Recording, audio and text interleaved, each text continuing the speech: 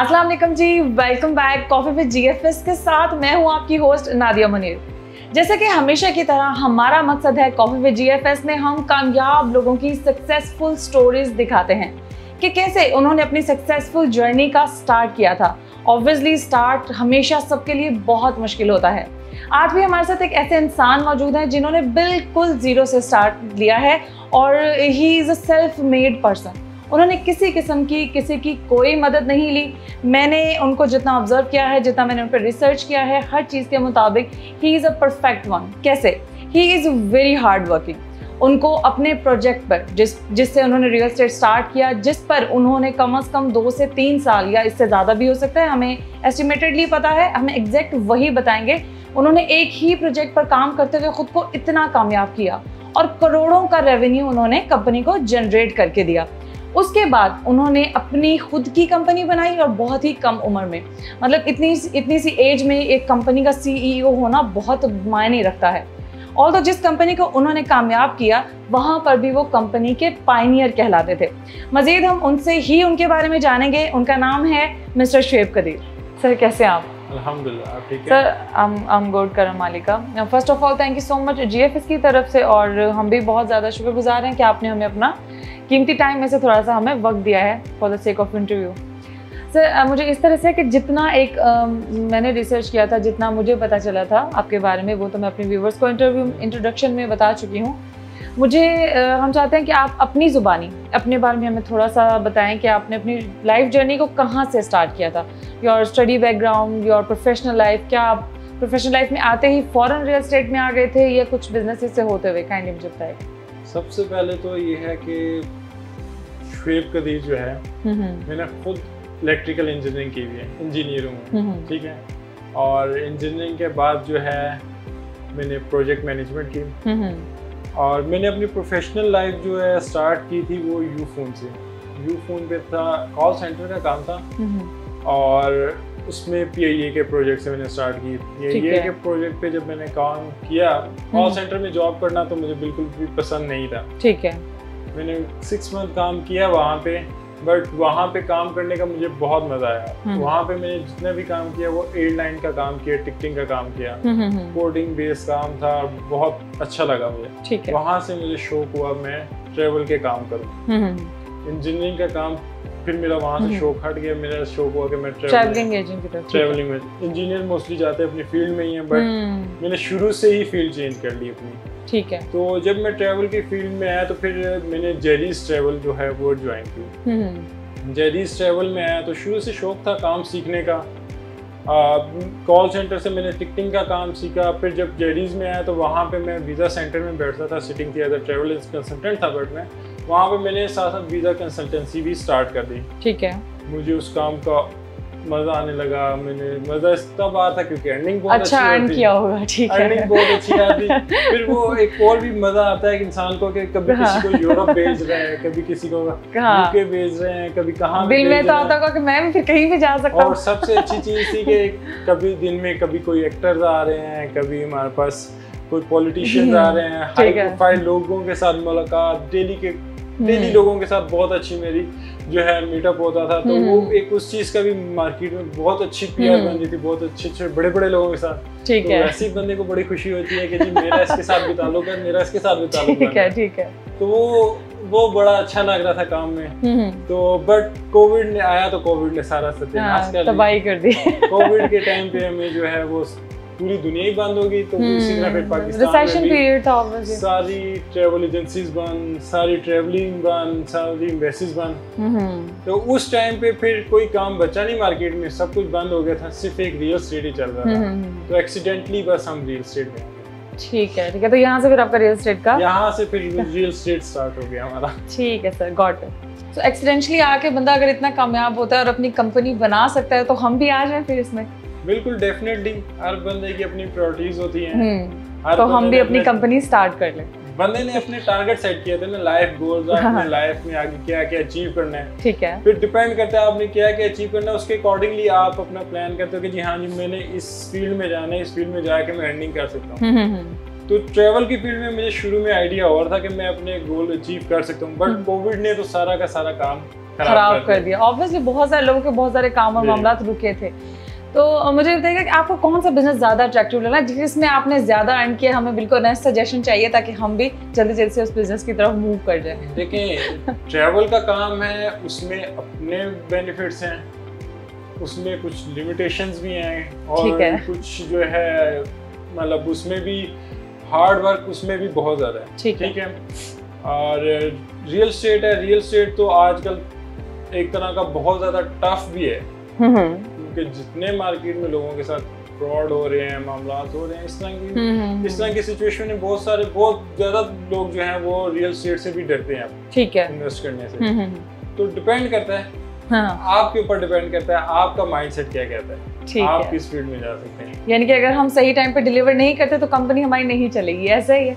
ये तो फर्स्ट चीज है ना। आजकल तो जो भी इन्वेस्ट करने वाला है वो भी हर बंदा जो है आपसे कहीं ज्यादा तेज है, हर बंदे का एक्सपीरियंस आपसे ज्यादा तेज है। अब तो कंपटीशन बढ़ जाता है, कंपटीशन बहुत है, कंपनीज बहुत हैं, हर बंदे को हर एक छोटी से छोटी चीज की भी नॉलेज है। ठीक है। आजकल क्लाइंट जो भी कस्टमर आता है वो आपसे ज्यादा उसको नॉलेज होती है चीज़ों। वो भी टफ ड्यूटी हो जाती है, वो बहुत टफ ड्यूटी होती है। इसलिए आपको पहले तो अपना सोचना चाहिए ना कि जो भी आप प्रोजेक्ट कर रहे हैं तो वो आप अपनी जात के लिए भी लेना चाहेंगे कि नहीं लेना चाहेंगे। हाँ, सही। तो इस फील्ड में तो सबसे पहले मेन चीज ही यही है, मतलब दूसरों को वही चीज सजेस्ट करें जो आप खुद के लिए प्रेफर करते हैं। मैं तो खुद से ये चीज समझता हूँ कि जो काम आप अपने हाथ से करेंगे ना, ठीक है, जिस काम में आपको पता है कि जी ये काम मैं कर रहा हूँ और इस पर मैं खुद भी मुतमईन हूँ, आपको वो काम करना चाहिए। ठीक है। ट्रैवल का काम भी जो मैं कह रहा था उसमें भी जो काम मैं खुद अपने हाथ से करता था उस पर मैं कॉन्फिडेंट था। ठीक है। अब रियल एस्टेट में भी जो प्रोजेक्ट में वो प्रोजेक्ट कर रहा हूँ जिसपे मैं खुद कॉन्फिडेंट हूँ, जिसमें मेरे खुद की इन्वेस्टमेंट्स हैं। पहले मैं खुद इन्वेस्टमेंट करता हूँ, बेसिकली मैं प्रोजेक्ट्स भी इसी तरह ही चला रहा हूँ। पहले खुद इन्वेस्ट कर रहा हूँ, खुद मुझे अच्छा रिटर्न मिल रहा है, तो फिर मैं फर्दर जो है अपनी पीआर में जो लोग हैं उनके साथ मैं आगे डिस्कस करूँ। सही, गॉट इट। अच्छा, क्योंकि आपका इतना ज़्यादा एक्सपीरियंस है, आप अपनी कंपनी को रन कर रहे हैं, मुझे बताइएगा आपको क्या लगता है कि टीम वर्क रियल एस्टेट में चलता है? क्या टीम वर्क या सिंगल ऑनर, मतलब सिंगल पर्सन ज़्यादा अच्छा काम कर सकता है या टीम वर्क? आप इन दोनों को किस तरह से देखिए? वो एक टाइम था कि जिस टाइम पे मार्केट में लोग होते थे, एक सिंगल प्रॉपर्टी डीलर है, ठीक है, वही पूरी मार्केट को चला रहा है, वही क्लाइंट्स अकेला अपना सारा बिजनेस रन कर रहा है, अकेला सारा बिजनेस को रन कर लेता। ठीक है। वो तो एक टिपिकल प्रॉपर्टी डीलर वाली एक था ट्रेंड, वो ट्रेंड अब खत्म हो चुका है। ओके। अब रियल एस्टेट में भी वो तो होता था, उसके लिए एजुकेशन भी जरूरत नहीं थी। आजकल रियल एस्टेट में भी आने के लिए आपकी एजुकेशन भी होनी चाहिए। ऑब्वियसली डिग्रीज को डिमांड किया, पूछा जाता है, पूरी सीवी प्रॉपर होती है। तो अब रियल एस्टेट में भी आपको एज अ टीम वर्क आपके लिए बहुत ज्यादा जरूरी हो गया। हमारा भी जितना भी काम चल रहा है टीम वर्क की बेस पे चल रहा है। टीम नहीं होगी तो आजकल रियल एस्टेट नहीं चल सकती। आजकल वो ट्रेंड नहीं है कि सिंगल बंदा जो है वो रियल एस्टेट को चला सकता है, वो ट्रेंड नहीं रहा। उतनी डील्स नहीं होती। नहीं, टीम वर्क डील्स होती ही नहीं है। टीम वर्क के बगैर नहीं चल सकता काम आजकल। ठीक है, रियल एस्टेट का। सही। यानी कि टीम को आप एक मस्ट एलिमेंट इसमें कंसीडर करते हैं? टीम फॉर एग्जाम्पल मुझे मशवरा दे कि मैं अकेली हूँ, मैं सिंगल ऑनर हूँ और मैंने अकेली पूरी कंपनी खोल के मैं बैठी हुई हूँ, तो स्टाफ मस्ट है, मैं नहीं सेल कर सकती। आप देखें, स्टाफ मस्ट है। हाँ। आप देखें डील्स करेंगी, आपको अकाउंट्स का भी बनना चाहिए। हाँ, बिल्कुल। हाँ, क्योंकि आप सिंगल हैंडली तो नहीं कर सकती। अब वो टाइम भी चला गया कि आप किसी को कहेंगे जी ये प्रोजेक्ट है, वो बगैर विजिट के ले लेगा, वो टाइम चला गया। आप विजिट भी मस्ट है, विजिट कराने के लिए भी आपके पास स्टाफ होना चाहिए। ठीक हो गया। उसके अलावा जो है आजकल कोई भी प्रोजेक्ट सेल हो रहा है, वो अखबार वाला भी जमाना चला गया कि अखबार में ऐड देंगे तो आपका जो है वो बिक जाएगा। आजकल लोग अखबार नहीं पढ़ते, आजकल लोग देते हैं सोशल मीडिया। तो सोशल मीडिया को चलाने के लिए आपको उसके लिए भी एक बंदा चाहिए, टीम चाहिए। ठीक है। फिर सोशल मीडिया पे ऐड डालने के लिए उसके लिए भी आपको डिजाइनर चाहिए। सही। तो टीम वर्क जो है ना मोस्ट इम्पोर्टेंट है आजकल, जो है ना। So this is the most important factor. Most important factor जो है आजकल रियल एस्टेट में। तो इन सब बिजनेसेस में आपको, मतलब मैंने देखा है ऑब्जर्व ऑल, मतलब सम ऑफ माय नॉन पर्सन वो वीज़ास का काम करते हैं, कोई इंटरनेशनल कंपनीज में काम करता है, टिकटिंग कंपनीज में काम करते हैं, कुछ रियल एस्टेट के हैं। आपको इन सब में से सबसे बेहतरीन बिजनेस कौन सा लगा? अभी इस टाइम करंट सिनेरियो की बात की जाए तो रियल एस्टेट तो मैंने माइंड में बनाया था। जब मैं रियल एस्टेट में आया था, मेरे साथ कुछ और लोग भी थे ट्रैवल एजेंट्स, जो ट्रैवल एजेंसी को छोड़ के रियल एस्टेट में आए थे। ठीक है। और जितनी स्पीड से आए थे उतनी स्पीड से चले भी गए थे। ठीक है।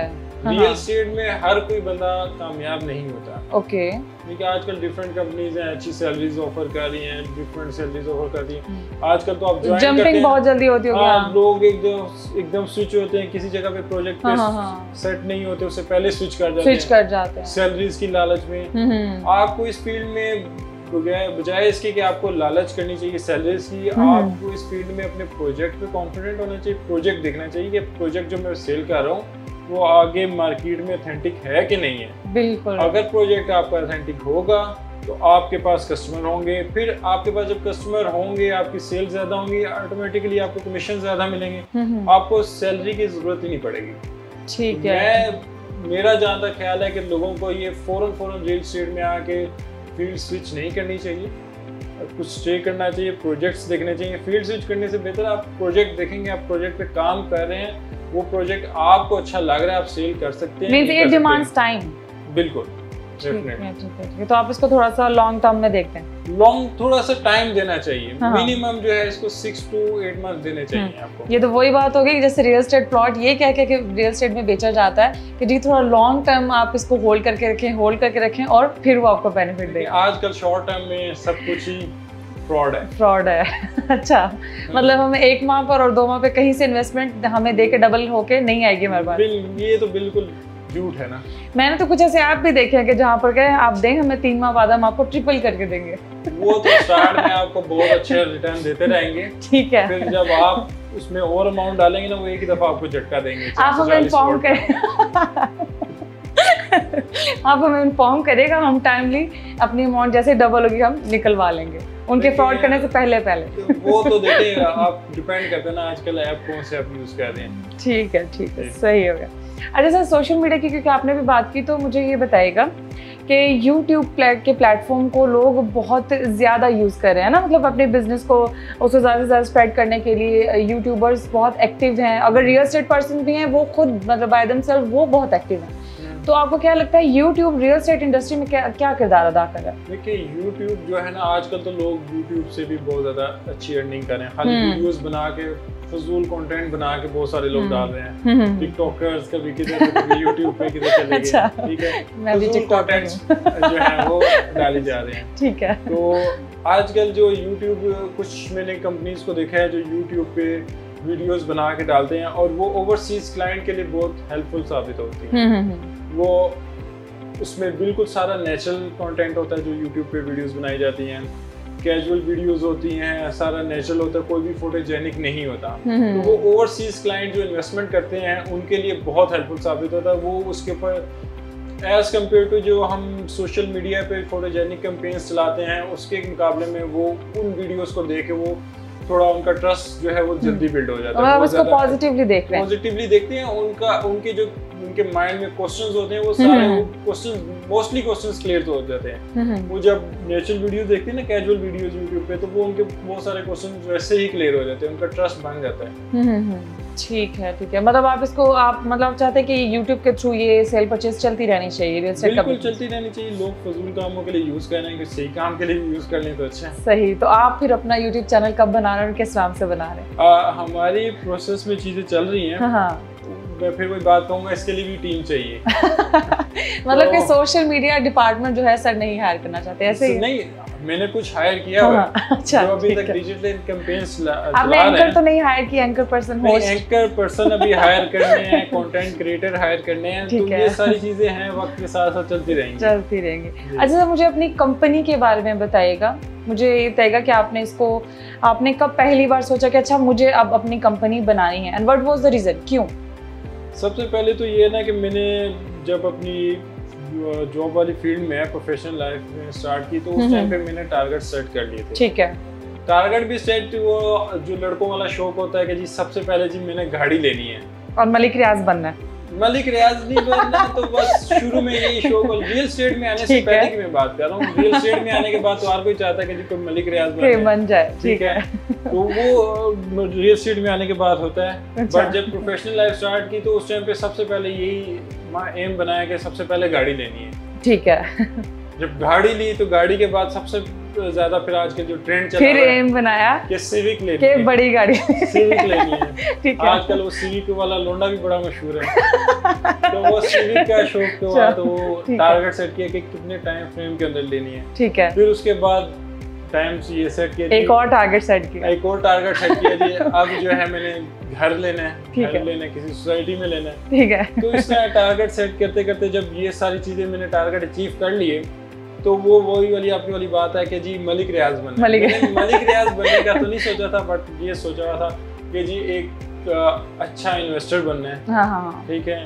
तो वो फिर आस्ता आस्ता जिस तरह मैं जब इस फील्ड में आया तो चीज़ें देखता गया, तो फिर मैंने खुद से सोचा कि मार्केट में आजकल कंपनीज बहुत सारी बन चुकी हैं, कंपनीज बन गई हैं, मार्केटिंग कंपनीज बहुत सारी हैं, मार्केटिंग कंपनीज क्या रही हैं, प्रोजेक्ट्स को मार्केट कर रही हैं और साइड पर हो रही हैं, डिलीवर नहीं करो आ रही। बिल्कुल, हाँ, तो बहुत है, बहुत ये सोचा कि यार इस तरह, तो क्योंकि मैं प्रीवियस भी जिस कंपनी में था वहाँ पे भी यही था कि वो प्रोजेक्ट जस्ट मार्केट करते डिलीवर नहीं कर पा रहे थे, डिलीवर का उनका कोई कमिटमेंट नहीं थी क्लाइंट के, तो मुझे ये चीज़ बड़ी बुरी फील हो रही थी। ठीक है। तो उसको ज़हन में रखते हुए मैंने कहा कि मैं खुद अपनी कंपनी बनाऊं, और कंपनी बनाऊं, और कंपनी बनाने के साथ मैंने वो प्रोजेक्ट करने हैं जो मैं खुद डिलीवर करवाऊं। ठीक है।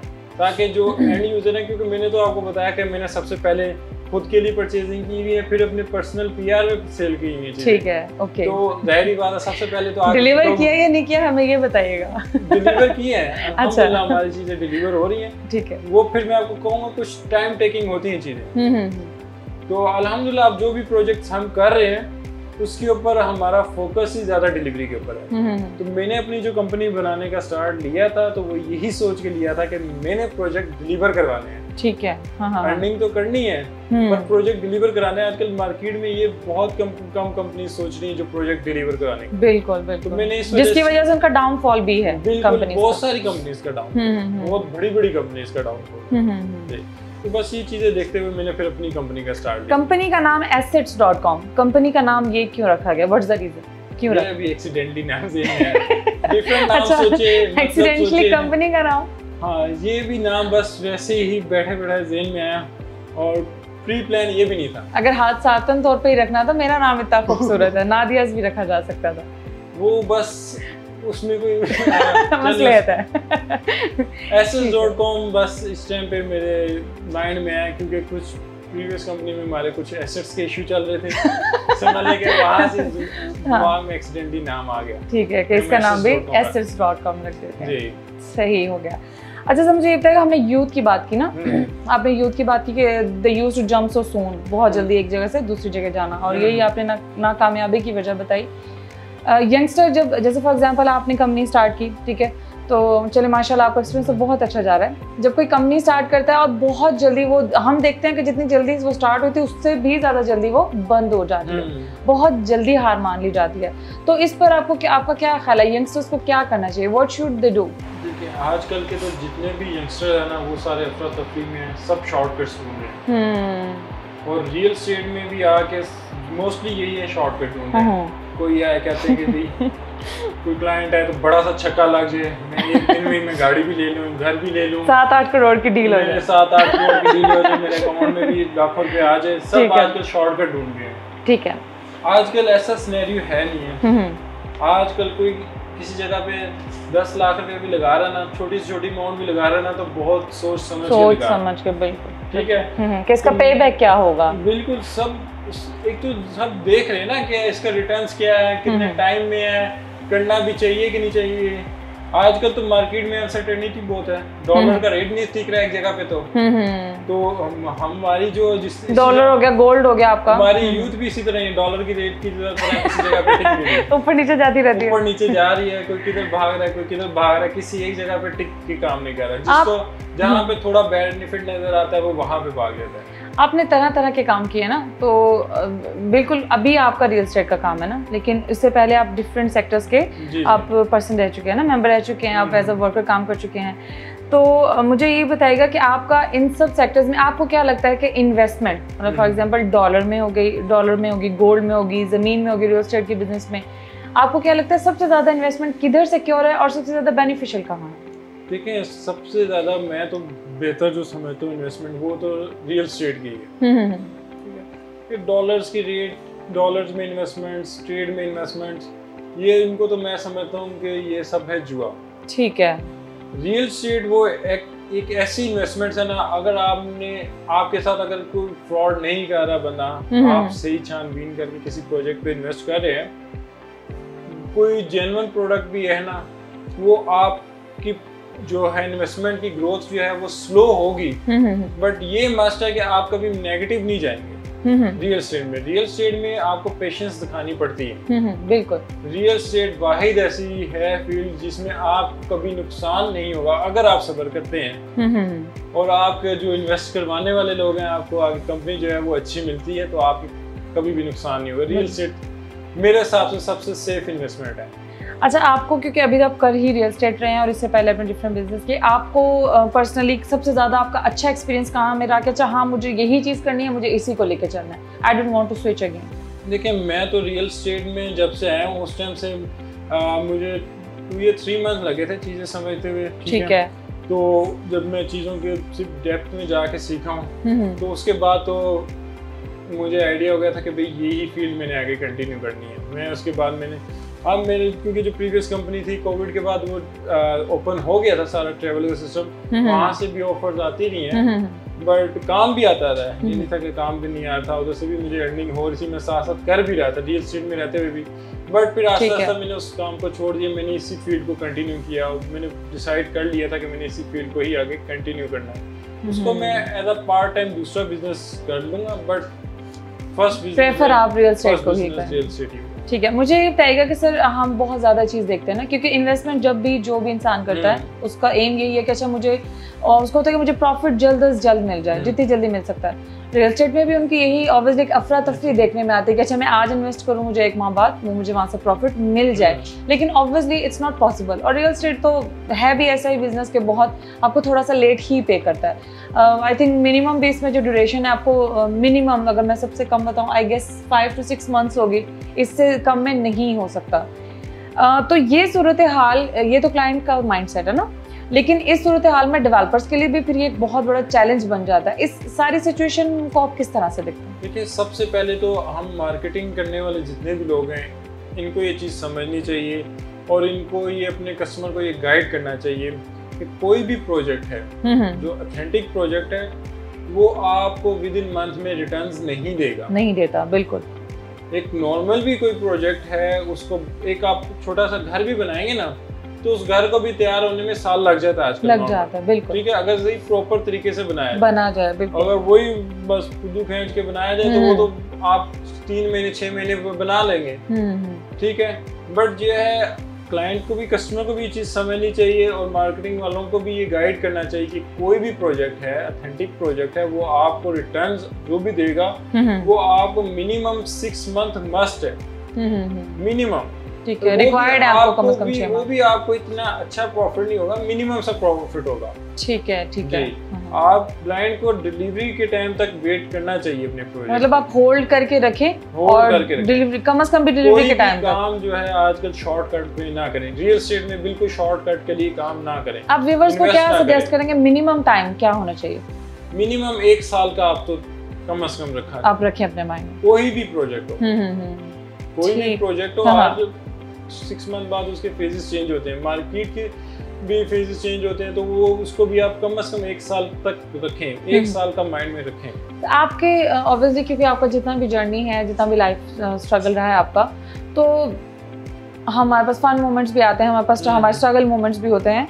मुझे ये बताइएगा कि इन सब में, सभी बिजनेसेस में और स्पेशली रियल एस्टेट में आपको the most of time, what was the most of time जो आपको सबसे ज़्यादा मुश्किल लगा कि हाँ this happens and I am not able to kind of war against? मैं तो जो हमारा एक प्रोजेक्ट था, पाइन सिटी प्रोजेक्ट, उसको हम भी अभी भी कर रहे हैं, बट वो मैं बता रहा हूँ कि उस टाइम पे शुरू में जब रियल एस्टेट में मैं आया तो मैंने उस प्रोजेक्ट से स्टार्ट किया। वो प्रोजेक्ट लोकेशन वाइज भी बहुत खूबसूरत है, नेचुरल व्यूज है, रिक्रिएशनल एरिया है, बट उस प्रोजेक्ट पे जब आप विजिट कराने जाते हैं ना, तो वो रोड जिगजैग वाली है, हिली एरिया है, ठीक है, तो आपको वैसे ही चक्कर आ जाते हैं, आपका सर घूम जाता है। तो वो मुझे बहुत ज्यादा शुरू में टफ टाइम लगा। ठीक है, आना जाना बहुत, मैंने भी एज अ सेल्स एजेंट काम शुरू किया था, तो मैं भी विजिट कराता था और एक दिन में मैंने याद है अच्छे से कि एक दिन में 4 दफा मैंने विजिट कराया। एक दिन में 4 दफा? एक दिन If I'm not wrong, तो वहाँ तो जाने में ही सिर्फ 2 से 3 घंटे लग जाते हैं। वो ऐसे ही है, वो मैंने एक दिन में 4 विजिट कराया और वो मेरी शाम को 11 बजे ऐसी हालत हो गई थी कि बस मैं नीचे आते हुए ऐसा लग रहा था कि बस किसी भी टाइम पे मैं गिर जाऊंगा। तो वो मेरा सबसे बैड एक्सपीरियंस है। ठीक है, मतलब इतना मेहनत भी की हुई है? इतनी मेहनत की है, बिल्कुल हर काम में मेहनत तो जरूरी है, कंपल्सरी है। बिल्कुल ऐसा ही है, इसके बिना तो ऑब्वियसली कामयाबी तो फिर पॉसिबल ही नहीं है। ठीक हो गया। अच्छा मुझे बताइए कि आपका GFS के साथ ये कैसे स्टार्ट हुआ था, मतलब आपका कैसे इरादा हुआ कि आपने इसके साथ काम करना है? देखिए, रियल एस्टेट का काम इस्लामाबाद में पहले नहीं था, ये कुछ टाइम हुआ इस्लामाबाद में स्टार्ट हुआ। पहले ज्यादातर रियल एस्टेट का काम था कराची वगैरह में। तो इरफान साहब का भी प्रीवियस एक्सपीरियंस जो है कराची में, बिल्कुल उनका ज्यादा है ही, और बल्कि वहीं का अराउंड 25 to 30 प्रोजेक्ट्स उन्होंने डिलीवर किए हैं। ठीक है, बिल्कुल। तो कराची में इनकी बड़ी तारीफ सुनी है, बड़ा इनका काम की मतलब प्रोजेक्ट डिलीवर किए हैं, प्रीवियस हिस्ट्री इनकी बहुत अच्छी है। इस्लामाबाद में भी इन्होंने बहुत अच्छी लोकेशन पे, जहाँ पे आजकल सारे इस्लामाबाद में ही ज्यादातर लोग प्रेफर करते हैं कि इस जगह पे हम इन्वेस्ट करें, अपनी रिहाइश के लिए करें। तो लोकेशन वाइज उन्होंने जगह भी बहुत अच्छी सिलेक्ट की। तो उसको देखते हुए फिर हमने भी GFS के साथ जो है इनकी प्रीवियस हिस्ट्री को देखते हुए फिर हमने डिसाइड किया कि हमें भी इनके साथ काम करना चाहिए। ठीक है, तो फिर आप इसका हिस्सा बने। फिर हमने इनके साथ काम स्टार्ट किया, प्लॉट्स वगैरह। तो एक्सपीरियंस सही जा रहा है आपका? अल्हम्दुलिल्लाह अच्छा चल रहा है। अच्छा, मुझे ये बताइएगा कि last but not the least, आप हमारे व्यूवर्स को क्या मैसेज देना चाहेंगे किसी भी हवाले से? आप काइंडली अगर मैं तो आजकल यही मैसेज देना चाहूँगा जो कि रियल एस्टेट में आजकल चल रहा है, कि बहुत सारे लोग क्लाइंट भी शॉर्टकट ढूंढ रहे हैं, एजेंट्स भी शॉर्टकट ढूंढ रहे हैं, हर बंदा शॉर्टकट ढूंढ रहा है। तो मैं यही कहूँगा कि शॉर्टकट की तरफ ना जाएं। अपनी चीज़, कोई भी ऑथेंटिक चीज़ है वो टाइम टेकिंग है। आप भी, एजेंट भी किसी प्रोजेक्ट पे काम कर रहे हैं तो उसको टाइम दें। बहुत जल्दी लोग एजेंट्स आ रहे हैं, रियल एस्टेट में आ रहे हैं, जितनी स्पीड से आ रहे हैं उतनी स्पीड से जा भी रहे हैं। बहुत अच्छी फील्ड है, आप इसमें बहुत अच्छी अर्निंग भी कर सकते हैं, बट आप अपनी मेहनत रखें और टाइम दें। कोई भी काम कर रहे हो उसको टाइम दें, इन्वेस्टर भी टाइम दें, और जो है सेल करने वाले एजेंट्स हैं उनको भी चाहिए वो भी टाइम दें इस फील्ड में। ठीक है sir, thank you so much, बहुत बहुत शुक्रिया GFS को टाइम देने के लिए और हमें टाइम देने के लिए। Thank you sir. हमारे साथ मौजूद थे मिस्टर शुएब कदीर। हमने उनसे डिटेल्ड इंटरव्यू किया है, हमने उनकी सक्सेस लाइफ सुनी है, हमने उनके स्ट्रगल सुने हैं A to Z। उन्होंने हमें बताया कि किस तरह से उन्होंने किस बिजनेस में कितना टाइम दिया और एट द एंड उन्होंने रियल एस्टेट को क्यों चूज किया है, और किस तरह से उन्होंने अपनी कंपनी बनाई है। यकीनन हम सब ने इससे कुछ ना कुछ सीखा होगा, और हम इसी की मदद से आगे, मतलब हम सब जितने भी स्टूडेंट्स हैं स्पेशली, वो कोई ना कोई, उनको जब बिजनेस स्टार्ट करना होगा तो उनको इसमें बहुत ज़्यादा आसानी होगी। इंशाल्लाह ताला अगले शो में एक नई शख्सियत के साथ, किसी और मशहूर शख्सियत के साथ जो कि सक्सेसफुल भी होंगे और अपनी सक्सेस स्टोरी हमसे शेयर करेंगे। हम दोबारा आपके सामने हाजिर होंगे, तब तक के लिए अपनी होस्ट को इजाज़त दीजिए। अल्लाह ने के बाद।